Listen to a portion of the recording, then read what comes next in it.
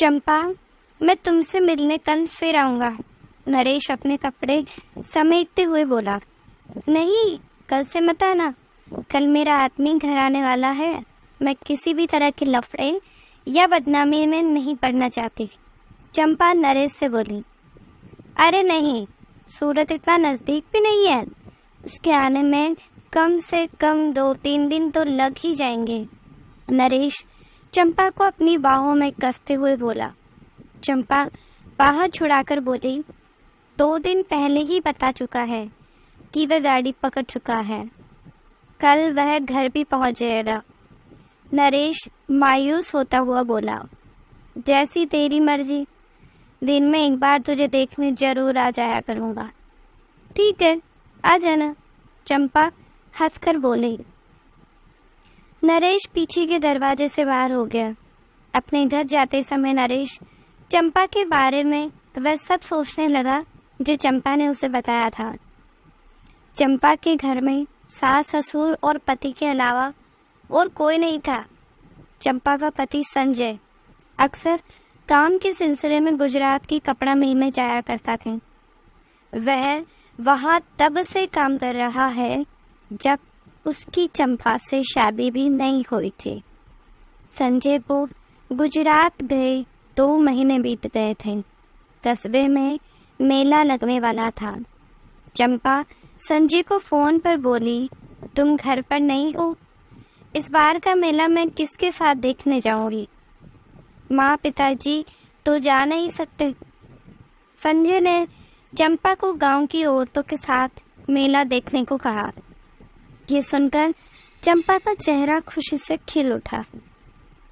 एक रात गांव की कुछ औरतें समूह बनाकर मेला देखने जा रही थी। चंपा भी उनके साथ हो ली। घर पर रखवाली के लिए सास ससुर तो थे ही। मेले में रंग बिरंगी सजावट, सर्कस, झूले और न जाने मनोरंजन के कितने साजो सामान थे। उन सबको निहारती चंपा गांव की औरतों से बिछड़ गई। अब चंपा घर कैसे जाएगी, वह डर गई थी। मेले से उसका मन उचटने लगा था। उसे घर की चिंता सताने लगी थी। उसने उन औरतों की बहुत खोजबीन की, पर उनका पता नहीं चल पाया। रात गहराती जा रही थी। लोग धीरे धीरे अपने घरों को जाने लगे थे। चंपा भी डरते डरते घर की ओर जाने वाले रास्ते पर चल दी।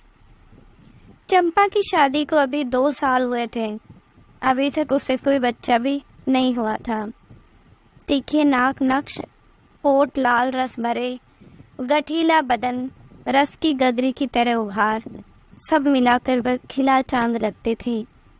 इसीलिए तो संजय मर मिटा था चंपा पर और उसको खुश रखने के लिए हर ख्वाहिश पूरी रखता था। चंपा के गदराए बदन को देखकर 2 मनचले मेले में ही लार टपका रहे थे। अकेले ही घर की ओर जाते देख वे भी अंधेरे का फायदा उठाना चाहते थे। चंपा भी उनकी मंशा भाप गई थी। घर की ओर जाने वाली पगडंडी पर वह तेज कदमों से चली जा रही थी। वे पीछा तो नहीं कर रहे, इसीलिए पीछे मुड़कर देख भी लेती। मनचले भी तेज कदमों से चंपा की ओर बढ़ रहे थे। वह बदहवास सी तेजी से चलती जा रही थी कि अचानक ठोकर खाकर गिर पड़े। तभी एक नौजवान ने सहारा देकर चंपा को उठाया और पूछा, आप बहुत डरी हुई हैं, क्या बात है? कुछ नहीं, चंपा उठते हुए बोली। शायद मेला देखकर आ रही हैं। कहाँ तक जाना है? नौजवान ने पूछा। पास के सूरतपुर गांव में मेरा घर है। 2 मनचले मेरा पीछा कर रहे हैं। जिन औरतों के साथ मैं आई थी वे पता नहीं कब घर चली गई, मुझे मालूम नहीं चला। बदहवास चंपा ने एक ही सांस में सारी बातें उस नौजवान से बोल दी। जिस नौजवान ने चंपा को सहारा दिया उसका नाम नरेश था। उसने पीछे मुड़कर देखा तो वहाँ कोई नहीं था। डरने की कोई बात नहीं है, मैं भी उसी गांव का हूँ। मैं आपको घर तक छोड़ दूंगा। चंपा डर गई थी। डर के मारे वह नरेश का हाथ पकड़कर चल रही थी। कभी कभार दोनों के शरीर भी एक दूसरे से टकरा जाते।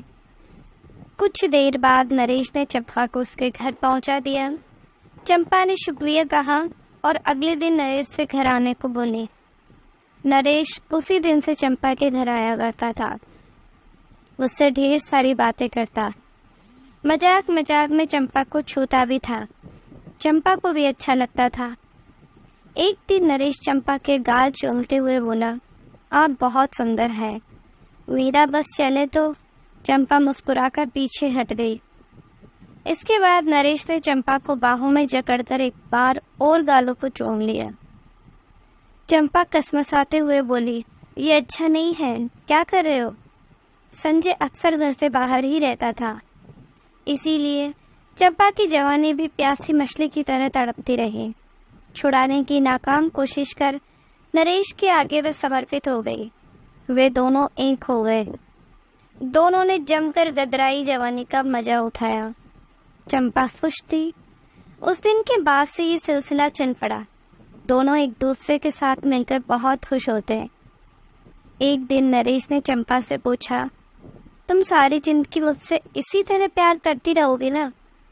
नहीं, चंपा बोली। क्यों? लेकिन मैं तो तुमसे बहुत प्यार करता हूँ। ये प्यार नहीं है, हवस है नरेश, आजमा कर देख लो, नरेश बोला। नरेश, तुम अपने एहसानों का बदला चुकता कर रहे हो।